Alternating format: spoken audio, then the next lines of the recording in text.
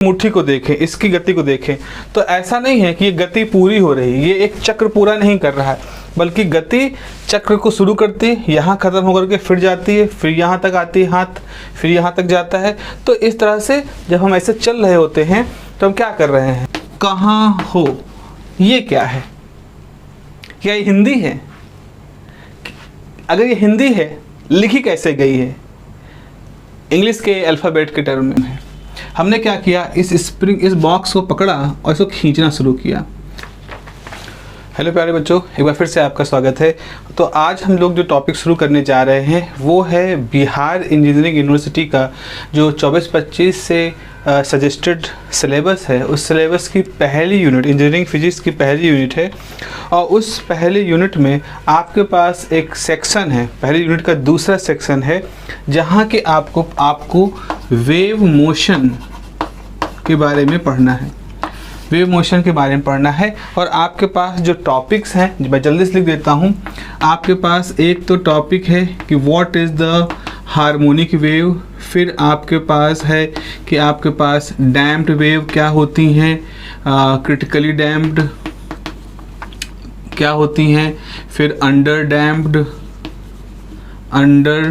Damped waves क्या होती हैं, फिर उसके बाद आपके पास रेजोनेंस और फोर्स्ड ऑसिलेशन की बात आती है। तो जितने तरह की वेव्स होती हैं जो ख़ास तौर पे वेव मोशन के सेक्शन में हमें पढ़नी होती है, वो सारी एनालिसिस आपको इस पूरे जगह पे मिल जाती है।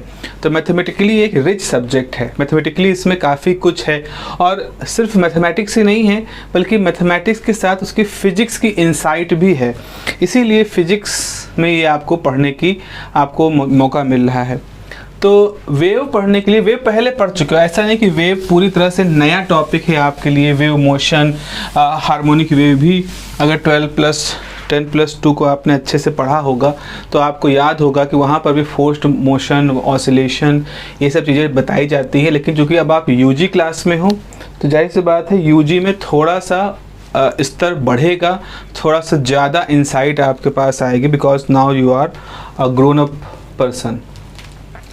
वी हैव सम, अब हम पहले कुछ अनकन्वेंशनल क्वेश्चंस पूछ लेते हैं। वो क्वेश्चन जो आपसे सिलेबस में तो नहीं पूछे जाएंगे, लेकिन वो क्वेश्चन जिनको समझना बच्चों आपके लिए ज़रूरी है अगर आप अपने विषय को अच्छे से समझना चाहते हैं। मेरा शुरुआती सबसे पहला मेरा आपको सजेशन है, ये मेरी पहली क्लास है थ्योरी की, तो मेरा पहला एक जो माइंडसेट है मैं आपको बता दूं। बच्चों देखो, फिजिक्स को इसलिए नहीं पढ़ना है, केवल इस तरह से नहीं पढ़ना है कि जितना एग्ज़ाम में आएगा वो पढ़ो।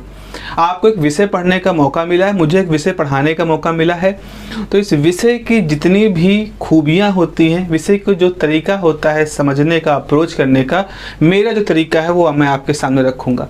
निश्चित रूप से इसमें से कुछ चीज़ें होंगी जो आपको एग्ज़ाम में पूछी जाएंगी और आप उसको एग्ज़ाम में लिख करके अच्छे नंबर पा सकते हैं। लेकिन हमेशा याद रखना, आप कोई भी विषय सिर्फ एग्ज़ाम पास करने के लिए ही पढ़ना ये गलत है, ये अन्याय है उस विषय के साथ, और ये एक तरह से मौका गंवाना है जब आपको कोई विषय समझने का मौका मिला होगा। क्योंकि विषय में आप एग्ज़ाम में क्या पूछते हो, पूरे सब्जेक्ट का आपको 3 घंटे के अंदर आंसर लिखना है।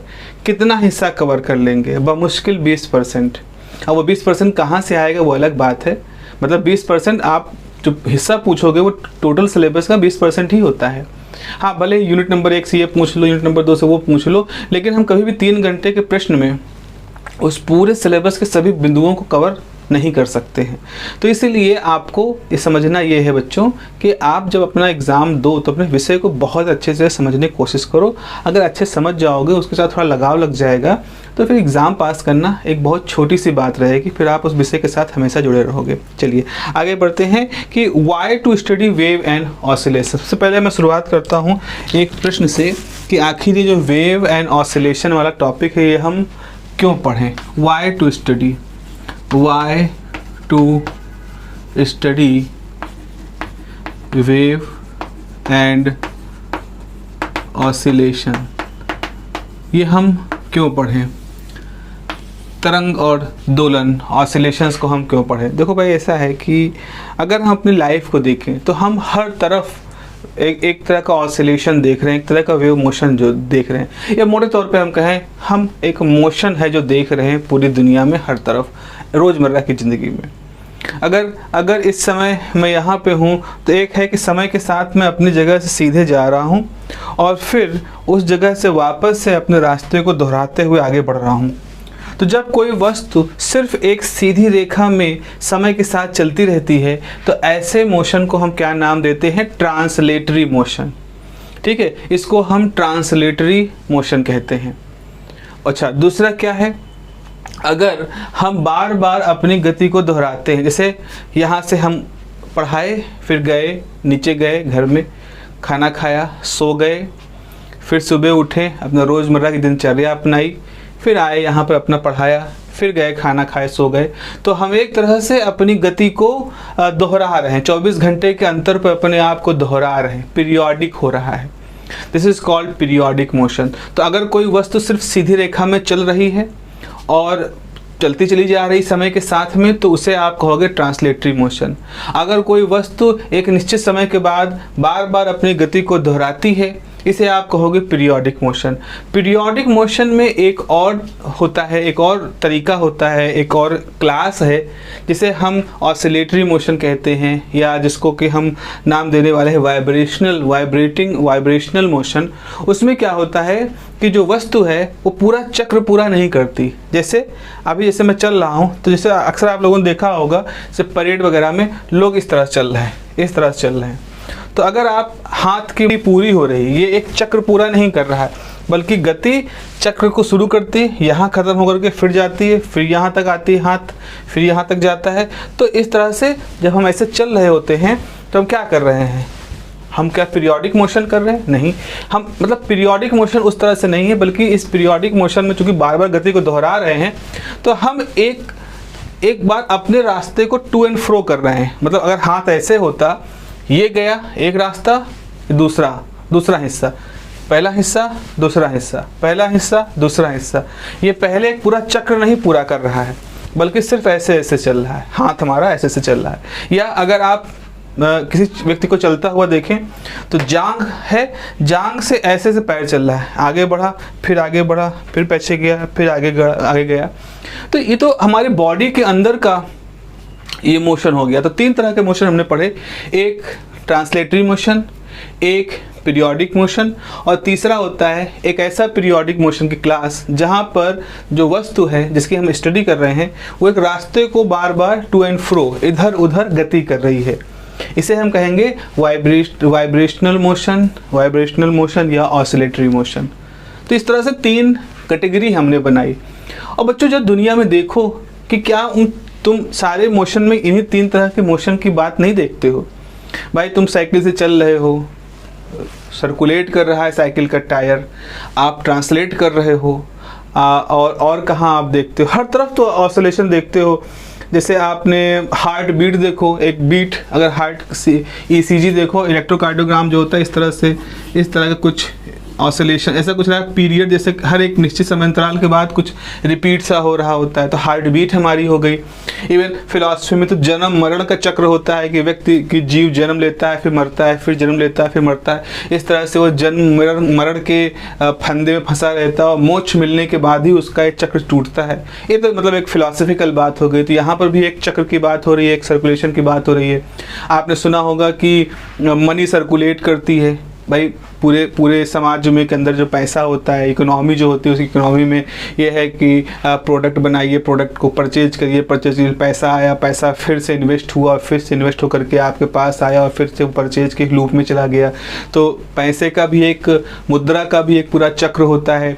आपने कार्बन साइकिल पढ़ी, आपने वाटर साइकिल पढ़ी है कि पानी बरसता है, पानी समुद्रों में जाता है, समुद्र से वेपराइज होता है, वेपराइज होने के बाद वो कंडेंस होता है, फिर बरसता है, बरस करके नदियों से होते हुए, ज़मीन के अंदर से होते हुए धीरे धीरे समुद्र की तरफ अंतर में आखिर में जाता है और फिर से वेपराइज होकर के पूरा चक्र पूरा करता है।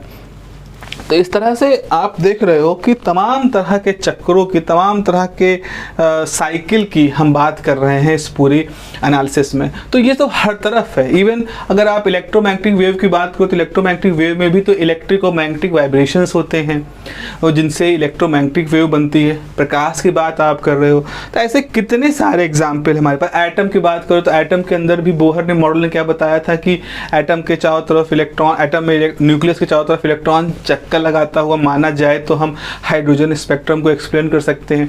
इवन प्लैनेट को देखो, सूर्य है, सूर्य के चारों तरफ जो प्लैनेट्स हैं वो अपनी अपनी ऑर्बिट में चक्कर लगाते रहते हैं। तो ये जो चक्कर लगाना, चक्र करना, ऑसिलेशन करना, रोटेशन करना, बार बार अपने रास्ते को दोहराना, ये एक हम हर तरफ देखते हैं, हर तरफ ये विद्यमान है। तो अब बच्चों खुद ही आप सोचो, जो चीज़ हर तरफ मौजूद है, इवन क्रिस्टल के अंदर भी एटम वाइब्रेट करते रहते हैं। जैसे जैसे अगर मेरे पास ये कांच है, अगर इसमें मैंने इस तरह से किया, एक टन की आवाज़ आई, तो ये टन की आवाज़ कहाँ से आई? ये जो ये इसके टकराने से ये ध्वनि ऊर्जा कहाँ से आई है? क्या इसके अंदर कहीं प्रोपोगेट की? क्या हुआ इसके अंदर कि हमारे कानों तक ये आवाज़ सुनाई पड़ी? तो ये जो साउंड आ रहा है ये कैसे प्रोपोगेट कर रहा है? ये भी इसके अंदर जो कंपन हो रहे हैं, इस कांच के अंदर जो एटम हैं उनके वाइब्रेट करने की वजह से ही इसका भी एक ओरिजिनेशन होता है। तो अब खुद ही बताओ, मेरे ख्याल से मैंने काफ़ी कुछ आपको बता दिया ये कन्विंस करने के लिए कि बेटा वेव एंड ऑसिलेशन का जो टॉपिक है ये बहुत ज़रूरी टॉपिक है आपके पढ़ने के लिए। As a engineer, as a science student, as a modern पढ़ा लिखा व्यक्ति होने के नाते आपको ये ऑसिलेटरी मोशन या वेव मोशन या पीरियोडिक मोशन समझना, पढ़ना बहुत ज़रूरी है। ठीक है। सो ये एक रास्ता, मैंने एक इंट्रोडक्शन आपको दिया है कि क्यों इसको पढ़ना चाहिए। उसके अलावा अब जब हम इस मोशन की बात करते हैं तो इसमें से आपके सिलेबस में जिस मोशन की बात हो रही है उसे नाम दिया गया है simple harmonic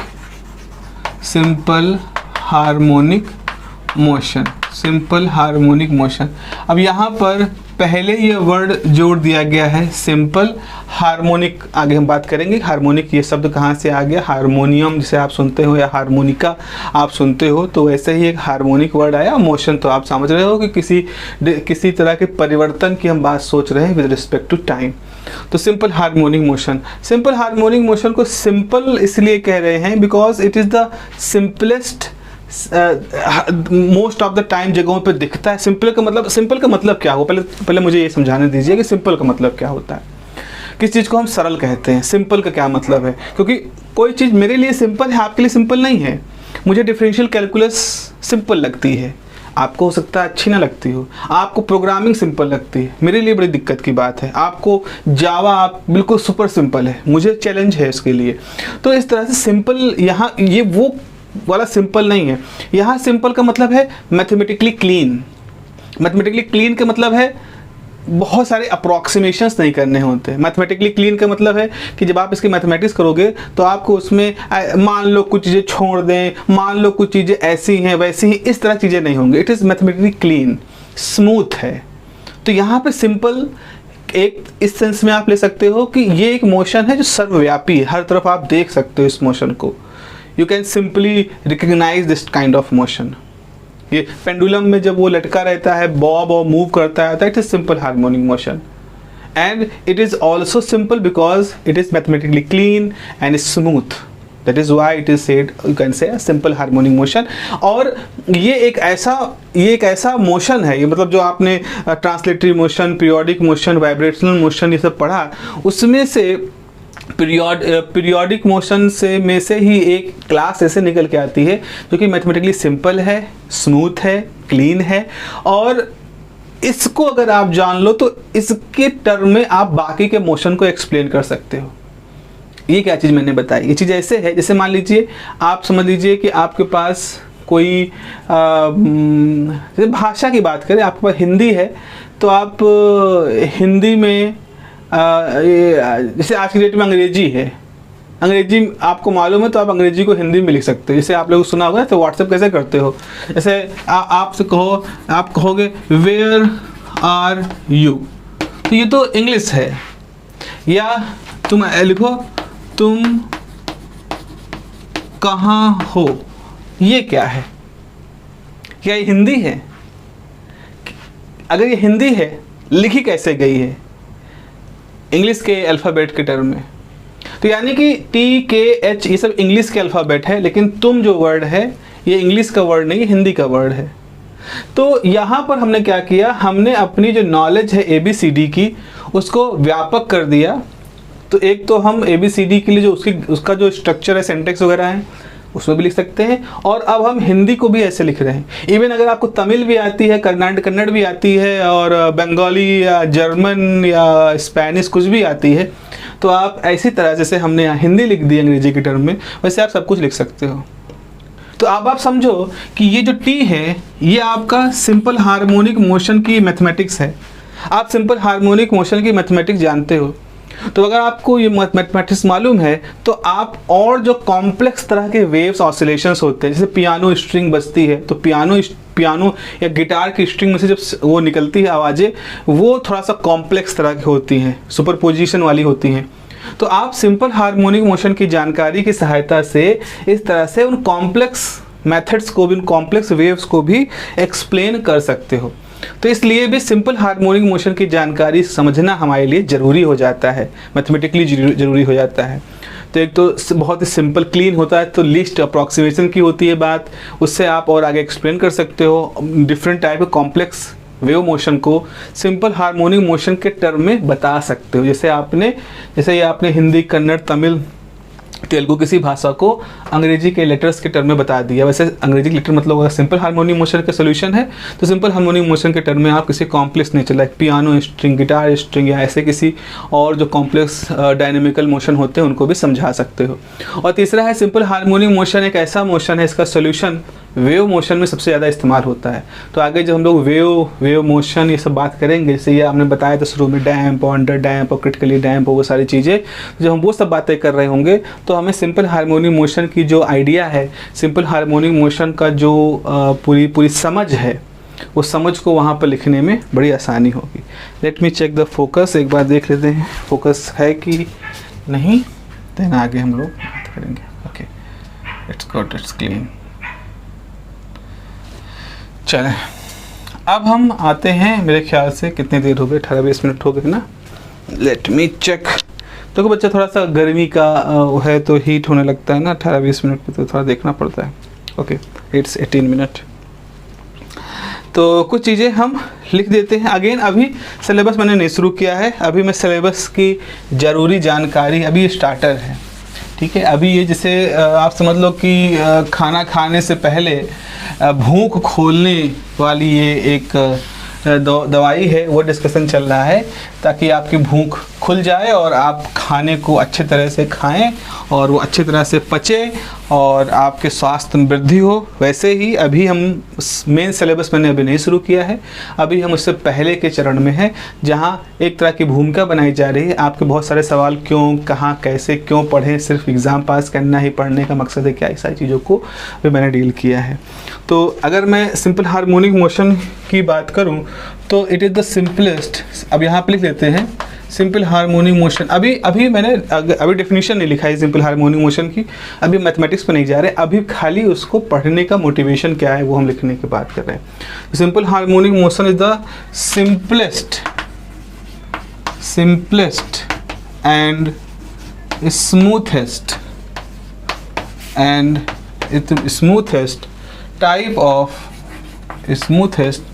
type of oscillatory motion having 1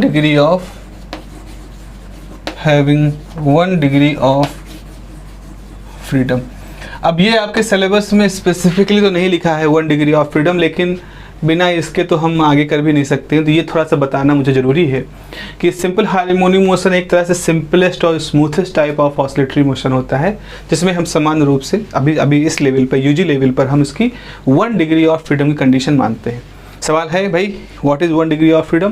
let me box this. तो इसका मतलब है अभी हम इसको आगे समझाएंगे। तो इसमें क्या हो गया, तो अब सिस्टम का मतलब है कि अब यहाँ 1 डिग्री ऑफ फ्रीडम का मतलब है कि इसका मतलब ये निकल के आता है कि जो सिस्टम आप ले रहे हो, सिस्टम मस्ट बी, इसका मतलब है system must be specified by 1 variable, physical variable, by 1 physical variable. अब देखो यहाँ पर फिर एक नई शब्द आ गया, फिजिकल वेरिएबल। तो सिंपल टाइप का ऑसिलेटरी मोशन होता है इसमें कि 1 डिग्री ऑफ फ्रीडम होता है, 1 डिग्री ऑफ फ्रीडम होता है, और डिग्री ऑफ फ्रीडम का मतलब होता है कि system must be specified by 1 physical variable, इसलिए 1 डिग्री ऑफ फ्रीडम आपने कहा है। फॉर एग्जाम्पल अगर मैं यहाँ पर बात करूँ तो मैं 3 एग्जाम्पल आपको दूंगा और बहुत ही अच्छे एग्जाम्पल हैं, स्टैंडर्ड एग्जाम्पल हैं। एक तो आपने पेंडुलम को देखा होगा, पेंडुलम को देखा होगा तो पेंडुलम मतलब एक कोई रिजिड सरफेस है जिसमें पेंडुलम ऐसे लटका हुआ था, है ना, और आपने क्या किया, इसको पकड़ के खींच के छोड़ दिया। जब छोड़ दिया यहाँ ले जा कर के इस जगह पे ले जाके छोड़ दिए, ये आपका तार है, ये इसकी टेंशन है, तो ये बॉब ये घूम के यहाँ आया इस जगह पर, तो बॉब घूम के यहाँ आया और फिर घूम करके इधर जा रहा है। तो ये इस तरह से इस रास्ते पर टू एंड फ्रो मोशन कर रहा है। अब देखो यहाँ पर, अब अगर हम कोऑर्डिनेट सिस्टम की बात करें तो यहाँ पर इसका कुछ x1 y1 होगा, यहाँ पे इसका कुछ x2 y2 होगा, यहाँ पे इसके लिए x3 y3 है। तो आप देखो यहाँ पर दो वेरिएबल की हम बात कर रहे हैं, x और y वेरिएबल की बात कर रहे हैं। तो जब पेंडुलम मूव कर रहा होगा तो ये x और y वेरिएबल से हम उसको समझा सकते हैं। लेकिन एक और चीज़ है, एक्स वाई वेरिएबल से हम बता क्या रहे हैं, हम ये बता रहे हैं कि बॉब पेंडुलम कहाँ गया, इसको पूरे पेंडुलम कहते हैं, इसको बॉब कहते हैं। ये जो होता है भारी चीज़ इसको बॉब कहा जाता है। अब कहा जाता है, शुरुआत से ऐसा कहा जाता है। तो बॉब है, बॉब इस तरह से मूव कर रहा था, यहाँ गया तो मान लो एक्स वाई की वैल्यू कुछ और होगी, यहाँ पर एक्स वाई की वैल्यू कुछ और है। लेकिन हर बार ये दो वेरिएबल इस्तेमाल करने की बजाय अगर हम यहाँ पर एक थीटा ले लें, सपोज हमने एक थीटा ले लिया, थीटा ये है और यहाँ पर भी थीटा है, ये पूरा थीटा है, ये इसका मीन पोजीशन है। कोई जब पेंडुलम रुका हुआ था तब जो स्थिति थी उसको हम मीन पोजीशन कहें। मीन पोजीशन मतलब ऐसी स्थिति जिसमें छोड़ दो, एनर्जी इसकी जब जीरो हो जाएगी तो ये पेंडुलम यहीं आके रुक जाएगा। तो जब पेंडुलम को हमने एनर्जी नहीं दी थी, एनर्जी कैसे दी, पेंडुलम को पकड़ के यहाँ से यहाँ खींच लिया। जैसे अब मैं एक पेंडुलम ले आऊँगा अगली क्लास में, तो उस पेंडुलम में दिखाएंगे कि आपने पेंडुलम पकड़ा, ऐसे छोड़ा और छोड़ दिया तो वो ऐसे ऐसे ऑसिलेट कर रहा है। फिर धीरे धीरे उसकी ऑसिलेशन एनर्जी खत्म हो गई, जाकर रुक जाएगा। तो रुक जाएगा तो सिर्फ एक धागा से लटका हुआ पेंडुलम रहेगा। तो देखो यहाँ पर बजाय एक्स वाई के अगर हम थीटा इस्तेमाल करें तो आप कहो थीटा, तो थीटा की वैल्यू अगर थीटा को यहाँ से लो, मान लो सपोज, अब थीटा कहीं भी ले सकते हो, इस जगह से इस जगह तक थीटा लो। तो जब थीटा यहाँ आया तो थीटा 0 हुआ, जब थीटा यहाँ आया तो 5 डिग्री हुआ, जब थीटा यहाँ गया तो 10 डिग्री हुआ। तो जब थीटा 10 है तो इसका मतलब बॉब यहाँ होगा, और जब थीटा 0 है तो इसका मतलब बॉब यहाँ होगा। तो अब आप x1, x2, x3, x4 इस सारे दो वेरिएबल यूज करने के बजाय सिर्फ एक वेरिएबल यूज कर रहे हैं, थीटा। तो इस तरह से ये जो टू एंड फ्रो मोशन है इसको हम सिर्फ एक वेरिएबल थीटा से रिप्रेजेंट कर सकते हैं। अगर हम एक से कर सकते हैं तो हम 2 क्यों यूज करें। अब आप कहोगे सर यहाँ कर लिया तो 2 डिग्री ऑफ फ्रीडम हो जाएंगे, तो हम कहेंगे क्यों, जब हम 1 डिग्री ऑफ फ्रीडम है वहाँ पर और 1 डिग्री ऑफ फ्रीडम की शर्त है हमारे पास और वो शर्त पूरी हो रही है, तो ज़बरदस्ती उसमें 2 कहने का क्या मतलब है। अभी 2 क्या है, अगर अभी तो बोर्ड पे है तो 2 है, अभी हवा में टांग दोगे ऐसे तो एक्स वाई जेड भी तो हो जाएगा, भले वो जेड कांस्टेंट रहे, एक्स वाई ही वेरी करेगा। एक जेड भी तो आप लिख सकते हो कि जेड की वैल्यू यहाँ पर कुछ और है, यहाँ पर कुछ और है, यहाँ पर कुछ और है। तो मेरा कहने का मतलब ये है कि अगर आपका जो सिस्टम है उसको 1 डिग्री ऑफ फ्रीडम से रिप्रेजेंट कर सकते हैं तो फिर हम उसी 1 डिग्री ऑफ फ्रीडम की परिभाषा को यहाँ पर रखेंगे। अच्छा चलो एक और सिस्टम सोचो, इस तरह से एक सरफेस है, फ्रिक्शनलेस सरफेस है, कोई फ्रिक्शन नहीं है, इस पे एक स्प्रिंग है, वो स्प्रिंग है और उसके साथ एक बॉक्स जुड़ा हुआ है जिसमें हमने क्या किया, इस स्प्रिंग इस बॉक्स को पकड़ा और इसको खींचना शुरू किया। जब बॉक्स को खींचना शुरू करोगे तो इस पोजीशन को ध्यान रखेंगे, ये मीन पोजीशन से यहाँ एक मीन पोजीशन थी कि जब कुछ खींचतान नहीं कर रहे थे तो बॉब यहाँ लटका हुआ था, कुछ खींचतान नहीं कर रहे थे तो बॉक्स यहाँ पर था, लेकिन हमने उस पर खींचा। जब खींचा तो स्प्रिंग में तनाव आ जाएगा और स्प्रिंग यहाँ पहुँच जाएगी, बॉक्स यहाँ पहुँच जाएगा। कितनी दूरी पहुँच गया, मान लो x दूरी आगे पहुँच गया, अब ये यहाँ पर है। तो अब क्या हुआ, आप अब जो स्प्रिंग है इसकी अपनी कुछ रिजिडिटी थी, इसमें कुछ अपनी दृढ़ता थी, कुछ इसका मटेरियल में भी कुछ इलास्टिसिटी थी। तो जब आपने वर्क डन किया तो आपके द्वारा किया गया जो कार्य है वो इस स्प्रिंग के अंदर स्टोर हो गया, स्प्रिंग के अंदर स्टोर हो गया। लेकिन स्प्रिंग अनकंफर्टेबल हो गई क्योंकि उसको एनर्जी मिली, तो वो भाई वी डोंट, मतलब energy is something like we don't like it. हमें आराम से, आप सोचो कि आप आराम पसंद हो, दुनिया में सारे सिस्टम आराम पसंद है। तो जैसे आप लेटे रहो आराम से, इधर उधर अल्था पल्था खा रहे हो, सो रहे हो, उठो कोई काम करने के लिए जाओ, we don't like this, but still we are doing it and we are doing it accurately so that जब सोएं तो आराम से सोएं। तो ऐसे कुछ फिलॉसफी यहाँ पर भी है कि जब हमने इस बॉक्स को खींच करके आगे तक ले गए, किसी पोजीशन तक, किसी पोजीशन 0 से x पोजीशन तक ले गए, तो हमने कुछ कार्य किया, वो कार्य इसके अंदर पोटेंशियल एनर्जी के फॉर्म में स्टोर हो गया। अब क्या होगा कि जैसे हम इसको छोड़ेंगे तो ये पेंडुलम, ये मास यहाँ नहीं रहेगा, ये मास जो है भागेगा उस जगह पर जहाँ ये पहले था, यानी कि जो स्प्रिंग है ये अपने आप को पुरानी पोजीशन में लाने का प्रयास करेगी। तो इस पूरे प्रोसेस के दौरान कैसे सिंपल हार्मोनिक मोशन होगा हम लोग आगे बात करेंगे, लेकिन आप देखो यहाँ पर एक वेरिएबल इस्तेमाल हो रहा है x। तो यहाँ पर ये भी ऐसे ऐसे पेंडुलम, ये जो पूरा बॉक्स है ये ऐसे ऐसे फिसलेगा इस पूरे सरफेस पर, और x जो होगा एक बार x इधर जाएगा, फिर x इधर जाएगा, फिर x इधर जाएगा, फिर x इधर जाएगा, और इस तरह से इसमें भी 1 डिग्री ऑफ फ्रीडम है। एक तो ये हो गया। थोड़ा सा मोर टेक्निकल की बात करें तो LC सर्किट होता है। LC सर्किट में क्या होता है, एक कैपेसिटर होता है और एक इंडक्टर होता है, इसको टैंक सर्किट कहते हैं। और इलेक्ट्रॉनिक्स में ऑसिलेटर्स का ये मूल आत्मा होती है टैंक सर्किट। आपके पास इस तरह से कैपेसिटर के ऊपर पॉजिटिव चार्ज है, नेगेटिव चार्ज है, Q है यहाँ पे चार्ज प्लस का और Q यहाँ पे चार्ज है माइनस का, ये आपका L है। अब यहाँ पर क्या होगा, इस पूरे प्रोसेस के अंदर दो तरह की एनर्जी आपस में खेल कूद कर रही हैं। एक जो यहाँ पर इलेक्ट्रोस्टैटिक एनर्जी है जो चार्जों की स्टोर होने की वजह से आई है। फिर यहाँ पे क्या होगा, जब इलेक्ट्रॉन बहुत सारे मौजूद हैं तो यहाँ आपस में एक रिपल्सिव फोर्स महसूस करेंगे।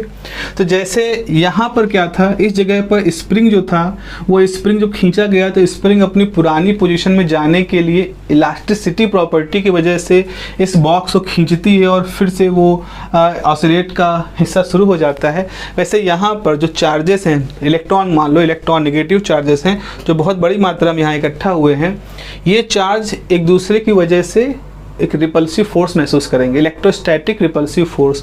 उस रिपल्सिव फोर्स की वजह से ये इलेक्ट्रॉन यहाँ से मूव करना चाहेंगे और जब मूव करेंगे तो एक करंट प्रोड्यूस होगी। करंट यूँ प्रोड्यूस होगी, इलेक्ट्रॉन जब इधर जाएंगे तो करंट अपोजिट जाएगी, और वो करंट जब जाएगी इस L से तो इसके अंदर एक सेल्फ इंडक्शन की प्रॉपर्टी से यहाँ एक मैग्नेटिक फील्ड डेवलप होगी, और उस मैग्नेटिक फील्ड के अंदर सेल्फ इंडक्टेंस की प्रॉपर्टी होती है, और इस वजह से चार्ज अपोजिट पोलैरिटी में चले जाएंगे, फिर से चार्ज वापस से अपनी पोजीशन को चेंज करेंगे। मैं डिटेल में नहीं जा रहा हूँ यहाँ पर, ये एक ऑसिलेटरी सर्किट है। लेकिन यहाँ पर आप देख रहे हो, यहाँ पर डिग्री ऑफ फ्रीडम कौन है, यहाँ पर डिग्री ऑफ फ्रीडम को, ये जो चार्ज है इसको आप एज अ चार्ज कह लो या करंट कह लो, क्योंकि चार्ज के मोशन की वजह से ही करंट होती है। तो यहाँ पर चार्ज को हम एक तरह से डिग्री ऑफ फ्रीडम मान सकते हैं। तो इस तरह से मैंने आपके सामने तीन सर्किट तीन तरह के एग्जाम्पल दिए। एक सिंपल पेंडुलम का एग्जाम्पल है जिसमें ग्रेविटी की वजह से एक तरह समझ लो कि बॉब अपनी जगह पर ऑसिलेट कर रहा है। यहाँ पर इस स्प्रिंग कांस्टेंट की वजह से वो अपनी मीन पोजीशन के अबाउट ऑसिलेट कर रहा है। यहाँ पर इलेक्ट्रोस्टैटिक एनर्जी यहाँ होती है और मैग्नेटोस्टैटिक एनर्जी यहाँ होती है। उन दोनों एनर्जी के इंटरप्ले की वजह से चार्ज एक बार नेगेटिव यहाँ पे इकट्ठा होंगे, फिर घूम के इधर जाएंगे, इधर इकट्ठा होंगे, फिर इधर इकट्ठा होंगे, और इस तरह से जब चार्ज इस तरह से एक बार क्लॉकवाइज एक बार एंटी क्लॉकवाइज मूव करेगा तो उसकी वजह से करंट भी क्लॉकवाइज एंटी क्लॉकवाइज जाएगी और वो एक वेव को रिप्रेजेंट करेगी, एक ऑसिलेटिंग सिग्नल को रिप्रेजेंट करेगी, जिसको कि हम किसी ऑसिलेटर में एज अ ट्यून सर्किट करने के लिए एज अ बेसिक कंपोनेंट के रूप में वहाँ पर उसको देख सकते हैं। तो इस तरह से ये एलसी सर्किट है। ये सारे एग्जाम्पल जो मैंने आपके सामने रखे हैं, ये सारे एग्जाम्पल हमें क्या बता रहे हैं, ये सारे एग्जाम्पल हमें बता रहे हैं कि किस तरह से सिंपल हार्मोनिक ऑसिलेशन जो होता है, सिंपल हार्मोनिक मोशन जो होता है, वो हमारे रोज़मर्रा की ज़िंदगी में दिखाई पड़ता है। या रोज़मर्रा की ज़िंदगी एक साइंस की अगर आप ज़िंदगी जी रहे हो तब तो आपको तो हर तरफ ही ये दिखाई पड़ रहा है। अगर आप इलेक्ट्रीशियन हो, इलेक्ट्रॉनिक्स में काम कर रहे हो, इलेक्ट्रिकल इंजीनियरिंग काम कर रहे हो, मैकेनिकल इंजीनियरिंग में काम कर रहे हो, मैकेनिक्स में काम कर रहे हो, तो ऐसे वाइब्रेशंस आपको हमेशा हर तरफ आपके सामने आते रहेंगे। ठीक है, सो सिंपल, तो study of simple harmonic motion is very important. तो ये इतना मैंने आपके सामने रखा। अब एक चीज़ ऐसा होता है कि what is the mechanism, let me explain you two important words. मुझे दो तरह के टर्म आपको स्पेसिफिकली समझाने हैं सिंपल हार्मोनिक मोशन की परिभाषा को ऑफिशियली शुरू करने से पहले। दो तरह के, अगर मैं कहूँगा आखिर वाई ऑसिलेशन टेक्स प्लेस, क्यों ऑसिलेशंस होते हैं, इनके होने कारण क्या है। तो इनके होने कारण है, असल में एक इंटरप्ले होता है। इंटरप्ले मतलब एक तरह से मतलब संतुलन का खेल होता है। Interplay between, there is a interplay between restoring force and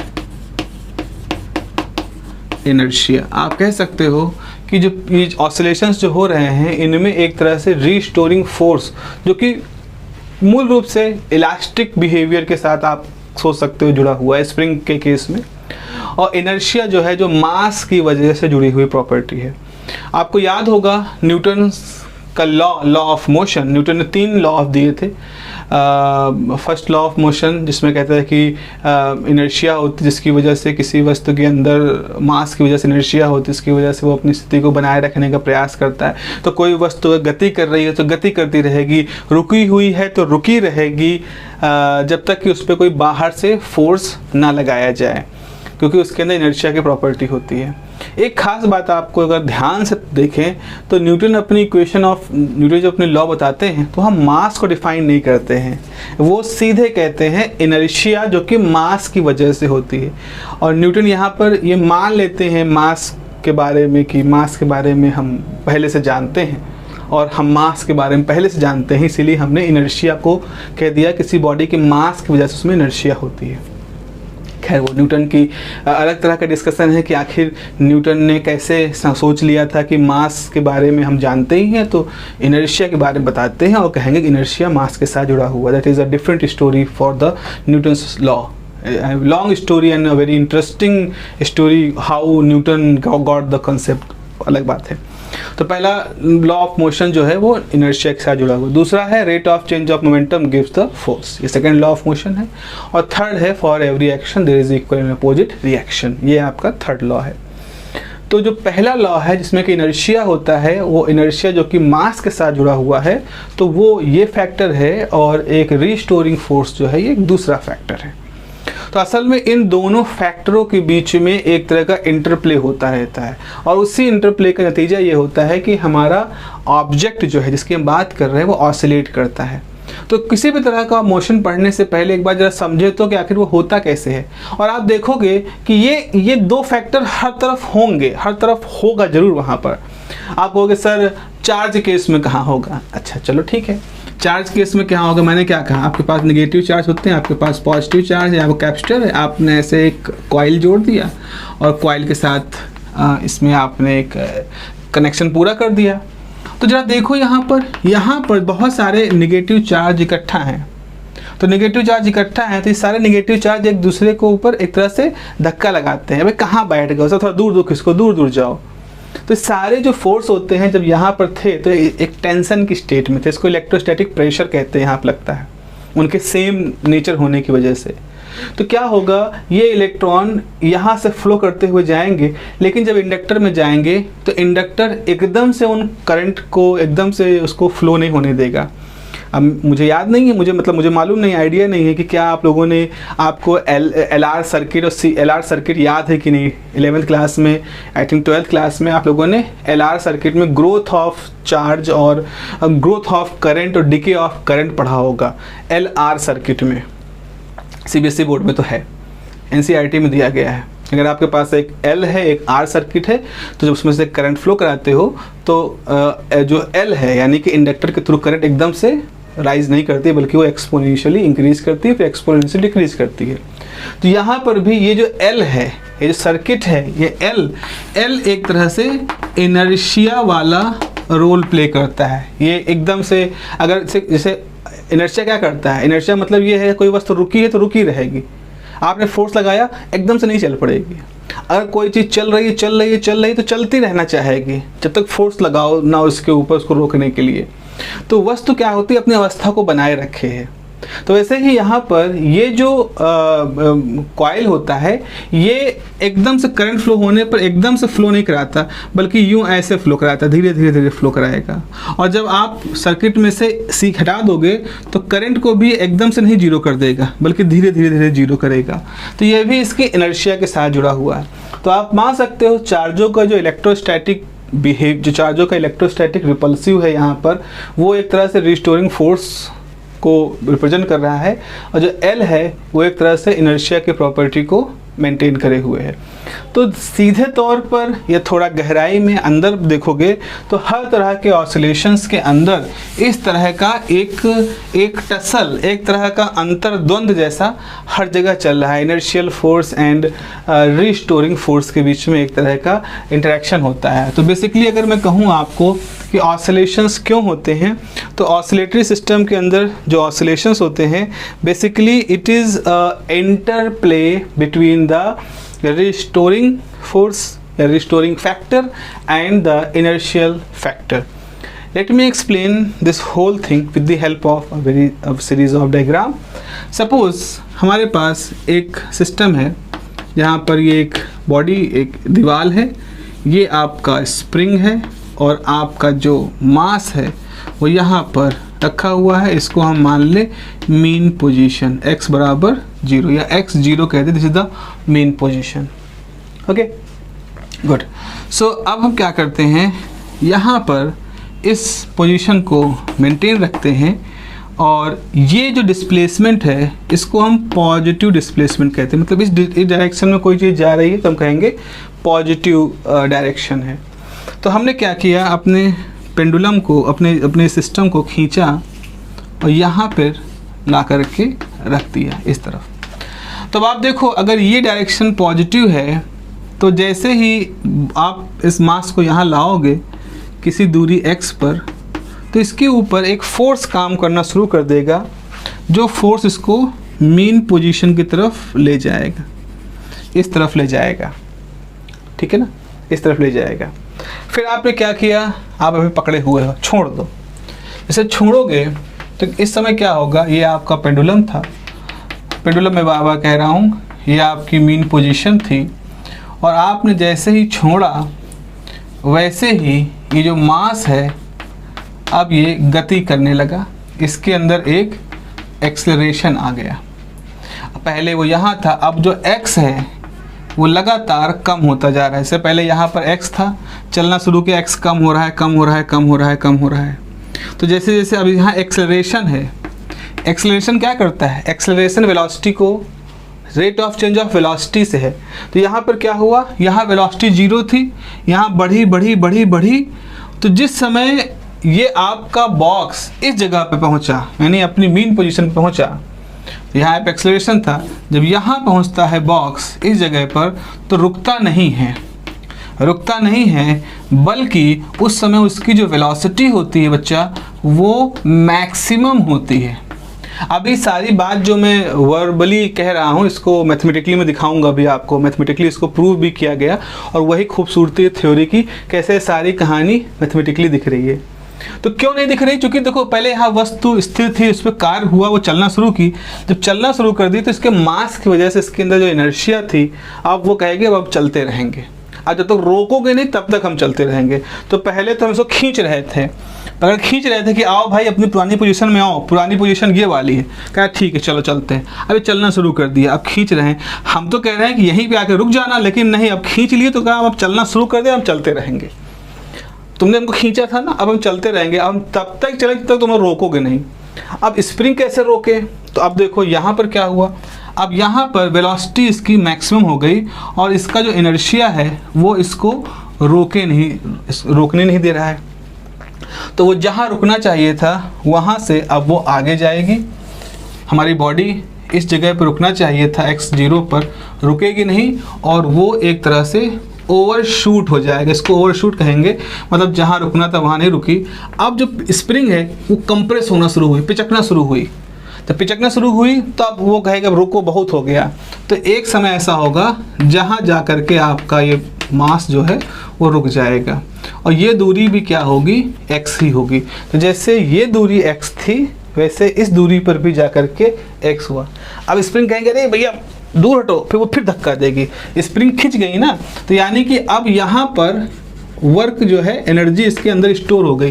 पहले इसे खींचने की वजह से आपने इसको खींचा था, आपने वर्क किया था, तो आपने जो वर्क किया वो एनर्जी इसके अंदर स्टोर हुई तो खींच गई। अब जब स्प्रिंग खींच गई तो कहेगी हमको पुरानी जगह पे आना है। अब जब पुरानी जगह पे आई तो वो जो बॉक्स था वो चला आ रहा इनर्शिया की वजह से, आकर के स्प्रिंग को दबा देगा।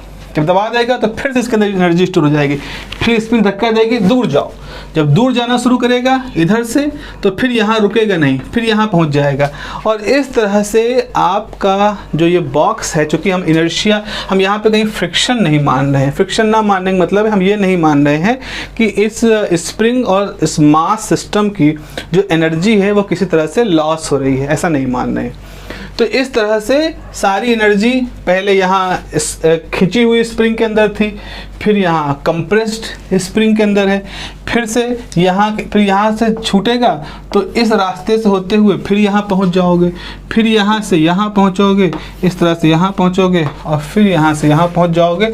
और इस तरह से हम देखेंगे कि ये जो M है ये इस तरह से अपनी जगह पर यूं जूम जूम जूम जूम करके ऑसिलेट कर रहा है।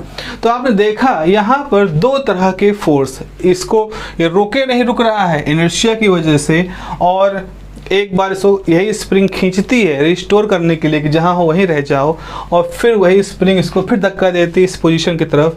तो यहाँ पर हम कहेंगे कि भाई एक्सेलरेशन है, आप सोचो एक्सेलरेशन है और मास है। तो जब मास और एक्सेलरेशन दोनों मिलते हैं, प्रोडक्ट होते हैं, तो क्या बनता है, फोर्स।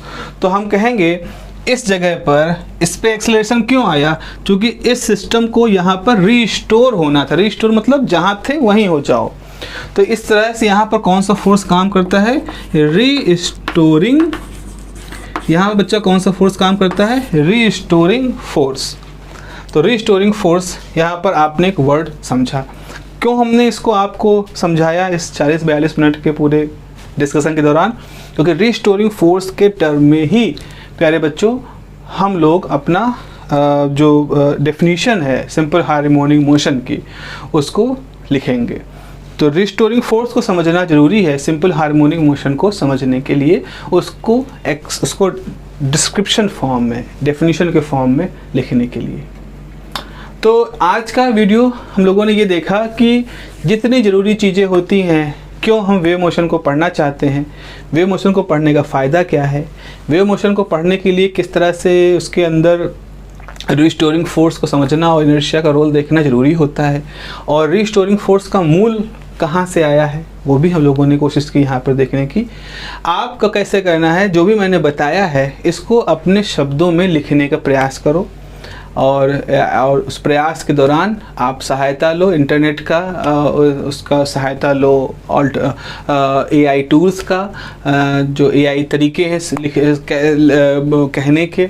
आप ChatGPT को ऑन करो ऐप पर, जो कुछ मैंने कहा है इसको आप अपने शब्दों में उसमें हिंदी में बोलो और उससे कहो कि इसको इंग्लिश में ट्रांसलेट करके लिख दे, तो इंग्लिश ट्रांसलेट को पढ़ो, देखो कि क्या आपके द्वारा बोले गए ट्रांसलेशन को ही वहाँ पर दिखाया जा रहा है, लगे हाँ सही ट्रांसलेशन हो गया है, सही चीज़ बताई जा रही है उसको अपनी कॉपी में नोट कर लो। तो इस तरह से आप बोलो उसको और उसमें चीज़ों को अपने पास नोट करो। डायग्राम जो मैंने बनाए हैं उन डायग्राम को बनाओ, अलग अलग कलर को इस्तेमाल करके बनाओ, ताकि कॉपी जब आप लिखो एग्ज़ाम में तो कॉपी आपकी अपनी यूनिक कॉपी होनी चाहिए। आज आप ऐसे युग में समय में जी रहे हो जहाँ पर लिखने के लिए भाषा कोई से बहुत बड़ा इशू नहीं है। तमाम तरह के उपकरण, तमाम तरह के ऐप आपके सहायता के लिए इस समय मौजूद हैं और रोज़ पर रोज़ डेवलप होते जा रहे हैं, जहाँ से आप चीज़ों को और अच्छे तरीके से अपने नोट्स बनाने के लिए लिख सकते हो, देख सकते हो। समय दोगे तो कुशलता आएगी, ये एक फैक्ट है। अगर आपको लगेगा टाइम वेस्ट हो रहा है तो इसका मतलब आप कुशलता की तरफ नहीं जा रहे हो, आप प्रोफिशिएंसी की तरफ नहीं जा रहे हो। तो टाइम को इन्वेस्ट करने का एक सेंस डेवलप करो अपने अंदर। ठीक है प्यारों, आज हम यहीं पर रुकते हैं। अगली क्लास से प्रॉपर आपका जो मैथमेटिक्स है, डेरिवेशंस होगा, उसको हम लोग शुरुआत करेंगे। तो मिलते हैं अगली क्लास में। ध्यान रखिए। Have a nice day, take care, bye bye.